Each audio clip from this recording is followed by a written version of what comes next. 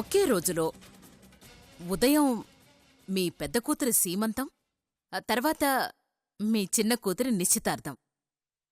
2 అంటే మనకి పండగలాగా ఉంటుంది.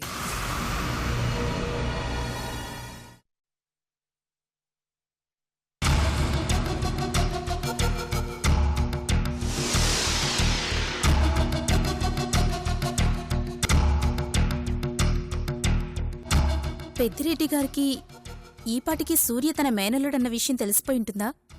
మరి మమ్మీ ఇంకా అక్కడేం చేస్తున్నట్టు?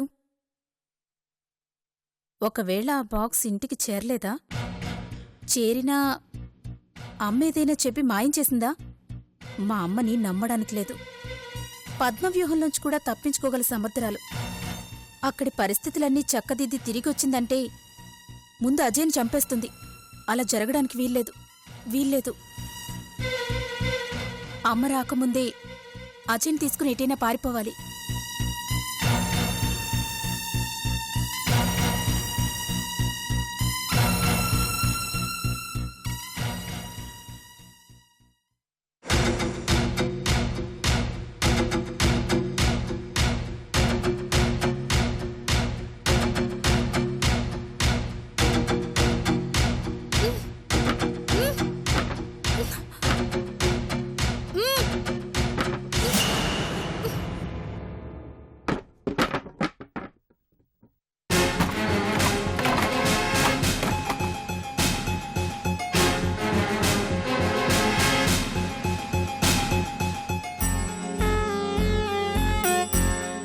వైదేహి గారు, ఆవిడికి నేను ఈ రూంలో ఉన్నాననే విషయం తెలిసేలా చెయ్యాలి.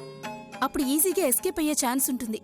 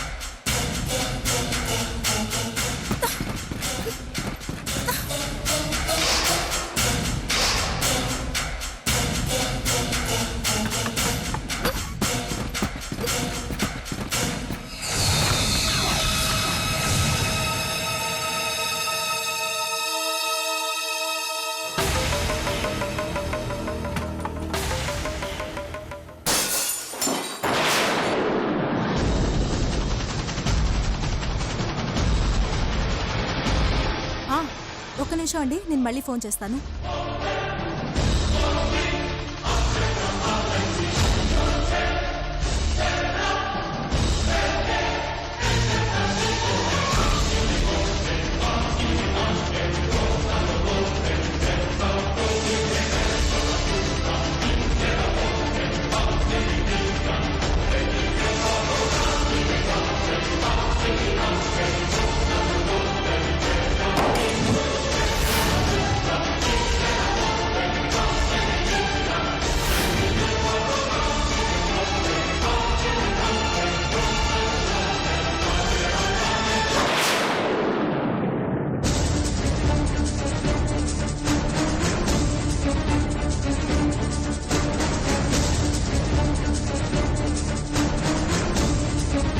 అమ్మా!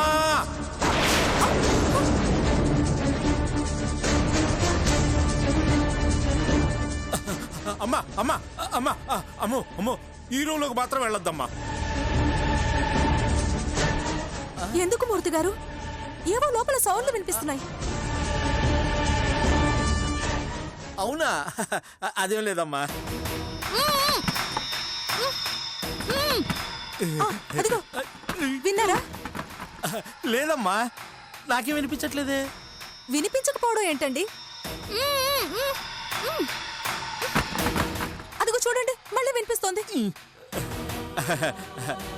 లోపల బాహుబలిలో కాలకేయుడంత బాగా బలిసిన పందికొక్కు ఒకటి ఉందమ్మా. పందికొక్క? పందికొక్కు.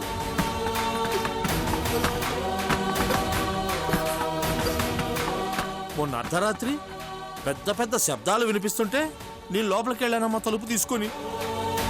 కాలభైరవా అంటూ ఒంటి కాలు మీద లేచిందమ్మా.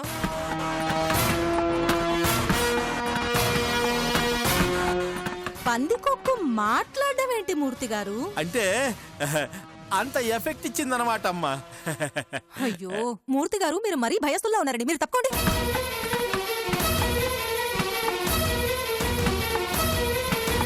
తప్పుకోండి. వద్దమ్మా వద్దమ్మా, ఆగమ్మా, నువ్వు ఆగమ్మా. వద్దమ్మా వద్దమ్మా, నా మాట వినమ్మా. నీకు దండం పెడతానమ్మా, వద్దమ్మా.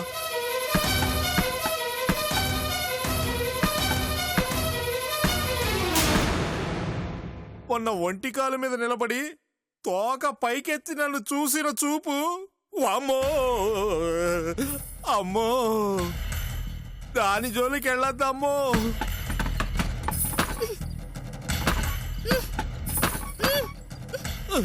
నువ్వు కదలకు తల్లి. ఈ పందికొక్కు కరాటే కూడా చేస్తున్నట్టుంది. దాన్ని ఒక్కసారైనా చూడాలనిపిస్తుంది మూర్తి గారు. వద్దమ్మా, నా మాట వినమ్మా, వద్దమ్మా. జరగండి. అమ్మ వద్దమ్మా వద్దమ్మా వద్దమ్మా.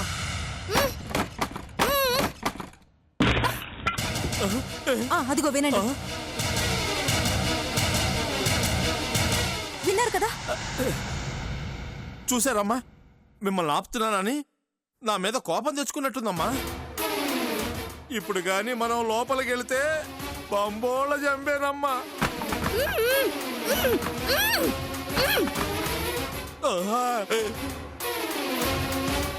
మూర్తి గారు, లోపల ఏదో అమ్మాయి వాయిస్ వినిపిస్తుంది నాకు.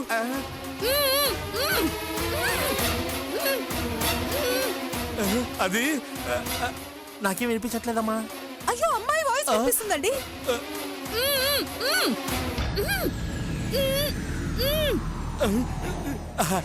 అది ఆడపంది కుక్కమ్మా.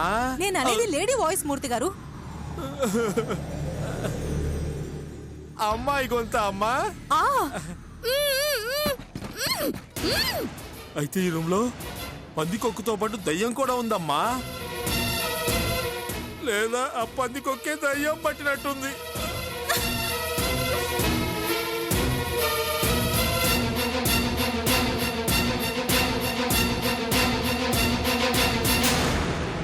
వామ్మో, ఈ ఇంట్లో దయ్యాలున్నాయి అమ్మో. దేవుడు, ఓం ఓం భద్రకాళి.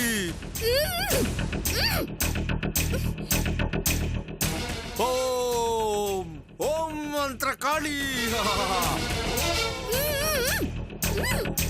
క్లీం ఏం ఆ.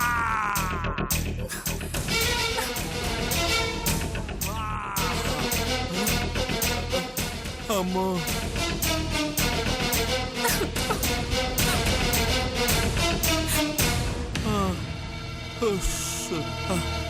నిన్ను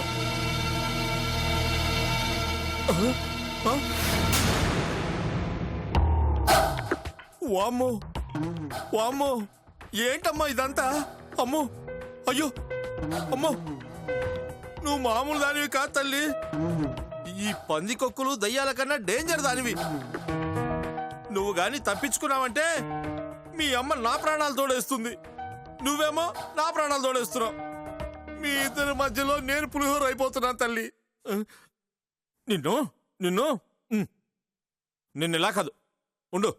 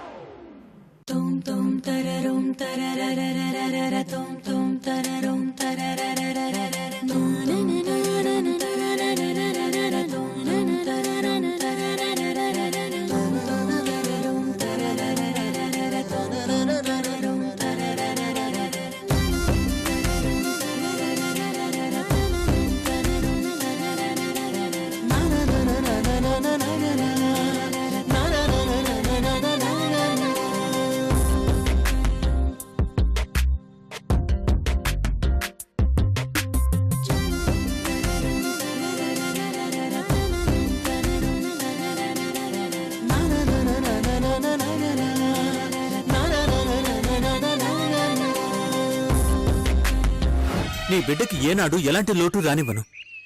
నా సొంత బిడ్డ కంటే ఎక్కువగా చూసుకుంటాను.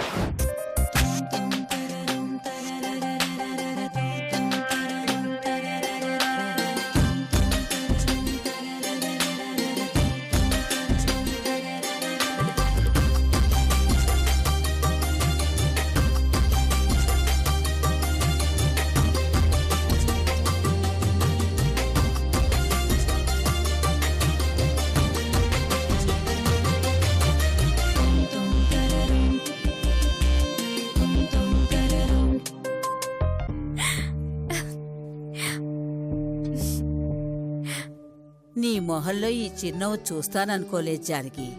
ఇప్పుడు నా మనసుకు తృప్తిగా ఉంది. ఇంతవరకు నీలో ఇంత ఆనందం చూడలేదు. ఇదంతా పుట్టబోయే బిడ్డ గురించే అని నాకు తెలుసులే. 15 రోజుల్లో పండంటి బిడ్డ పుట్టబోతున్నాడంటే నీకే కాదు, ఏ తల్లికైనా ఇలాగే ఉంటుంది మరి.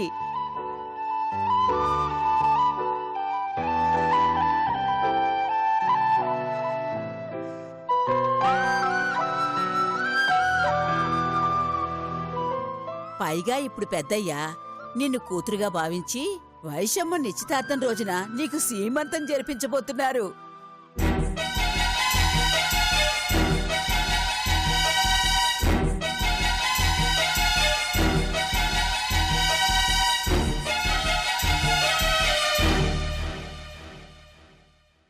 ఇదంతా చూస్తుంటే చాలా సంతోషంగా ఉంది జానకి.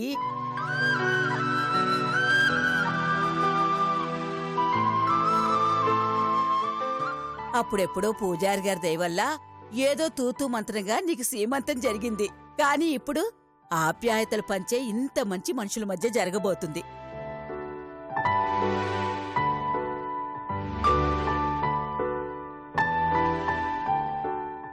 పెద్దయ్య తండ్రి స్థానంలో నిలబడి నీ సీమంతం ఘనంగా జరిపించబోతున్నారు. పుట్టింటి వాళ్ళు లేని లోటు తీర్చబోతున్నారు.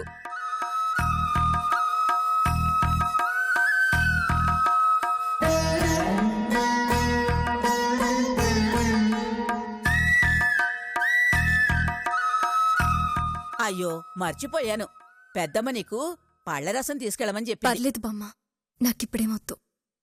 వద్దంటే ఎట్టా? నీకోసం కాకపోయినా నేను ఆడుకోబోయే మనవడి కోసమైనా తీసుకొస్తాను. ఉండి తీసుకొస్తాను.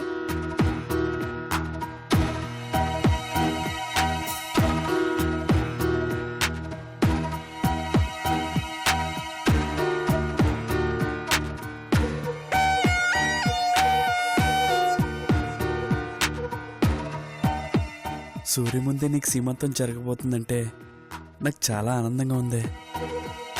భర్త దగ్గరుంటేనే కదా భార్య కనుల పండుగగా ఉండేది.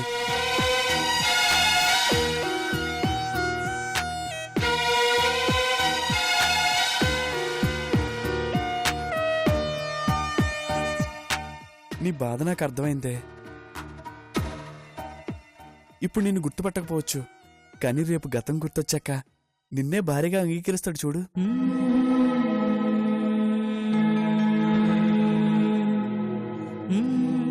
లేకపోతే నువ్వు పడిపోగానే కంగారు పడి తనే నిన్నెందుకు హాస్పిటల్ తీసుకెళ్తాడు? ఎందుకు బొమ్మలన్నీ కొనిపెడతాడు?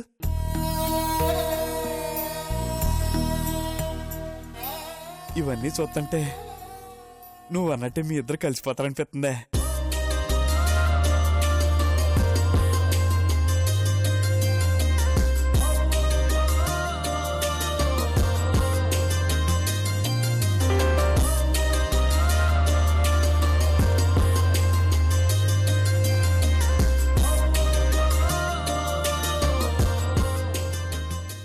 ఎంతైనా నీకు పుట్టబోయే బిడ్డది మా గొప్ప అదృష్టమే. ఇదిగో మొదటి బొమ్మ వాళ్ళ నాన్నే కొనిచ్చాడు. రే నాన్న, ఇదిగో మీ నాన్న నీకు బొమ్మ కొనిపెట్టాడు రా, చూసావా? బయటికి రాగానే ఇట్లతో ఆడుకుంది గాని, సరేనా? చిచ్చు చిచ్చుకు చిచ్చు.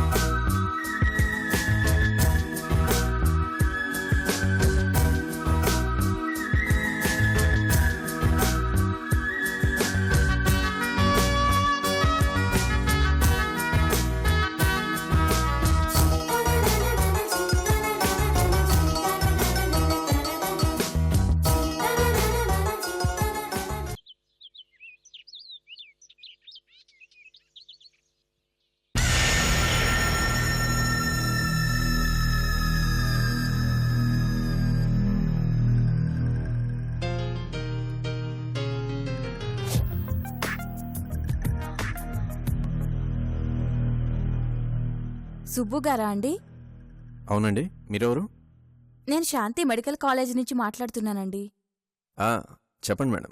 మొన్న మీరు జూనియర్ డాక్టర్స్ కావాలని మా స్టూడెంట్స్ని ఇద్దరిని తీసుకెళ్లారంట కదా? అవునండి. వాళ్ళు 2 days నుంచి అసలు మా హాస్పిటల్కి అటెండ్ కావడం లేదు. వాట్? రావడం లేదా? సార్ మీకు పార్ట్ టైం అనే చెప్పారంట. ఇలా మీరు ఫుల్ టైం మీ దగ్గరే ఉంచుకుంటే మేం సర్టిఫికేషన్ ఇవ్వలేం సార్. డీన్ ఈ విషయంలో చాలా సీరియస్గా ఉన్నారు. ఇంకా 2 daysలో వాళ్ళు ఇక్కడ ఉండకపోతే చాలా సివియర్ యాక్షన్ తీసుకోవాల్సి వస్తుందని చెప్పమన్నారు. వాళ్ళు మీ హాస్పిటల్లో ఎందుకు అటెండ్ అవడం లేదో నాకు తెలియదు మేడం. ఎనీవే, నేను ఒకసారి వాళ్ళతో మాట్లాడి మీ దగ్గరికి పంపిస్తాను. సరే సార్, మీ రిక్వెస్ట్ మీద పంపించినందుకు మాట రాకుండా చూడమని డీన్ మరీ చెప్పారు. అయ్యో, వీలైనంత త్వరగా వాళ్ళు మిమ్మల్ని కాంటాక్ట్ అయ్యేలా చూస్తాను. Don't worry. Okay sir. Thank you.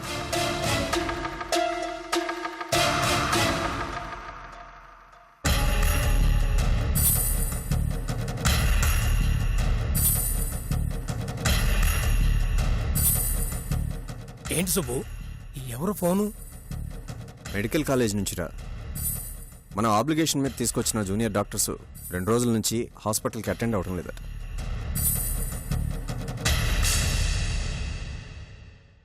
విషయం ఏంటో తెలుసుకుందామని ఫోన్ చేశారు.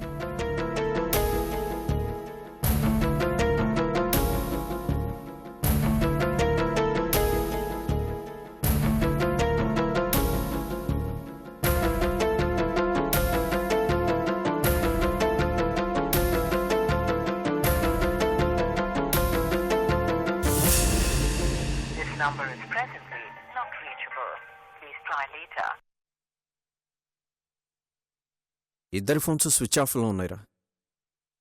మార్నింగ్ టైం వాళ్ళు ఎలాగో మహానంది హాస్పిటల్కి వస్తారు కదా, అక్కడికి వెళ్ళి మాట్లాడదాం. సరే, రెడీ అవ్వు. అలాగే.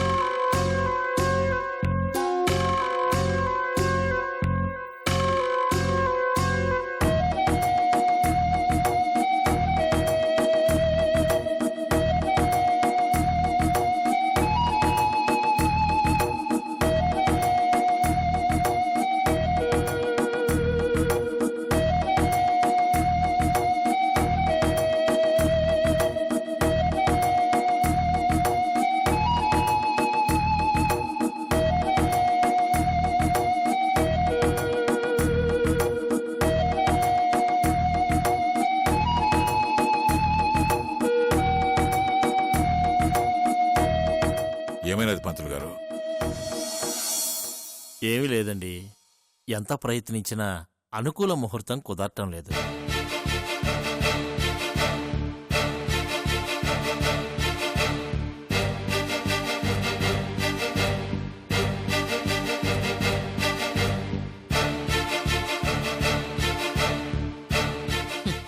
సరిపోయింది. అదేంటి పంతులు గారు, ఏదో ఒక ముహూర్తం కుదరకుండా ఎట్టా ఉంటది? ఏంటో పెద్దిరెడ్డి గారు, ఇద్దరు జాతకాల్ని బట్టి చూస్తే పెళ్లి జరగటానికి అడుగడుగున అడ్డంకులే ఉన్నాయి.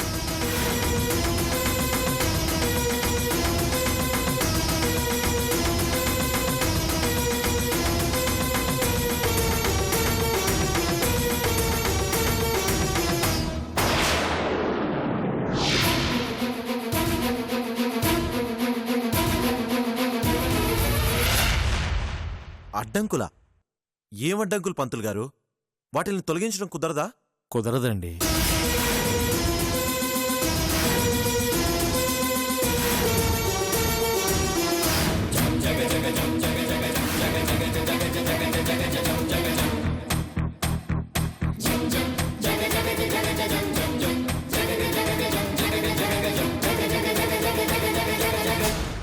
ఏంటోనండి, మనింట్లో శుభకార్యం అనగానే ఎప్పుడూ ఏదో ఒకటి జరుగుతూనే ఉంటుంది. కనీసం ఈసారైనా గట్టెక్కుతామో లేదో. అదెంత పని వదినా?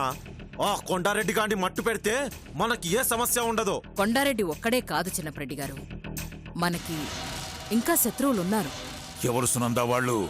ఆనంద్ రక్తం పంచుకు పుట్టిన అతని కూతురు.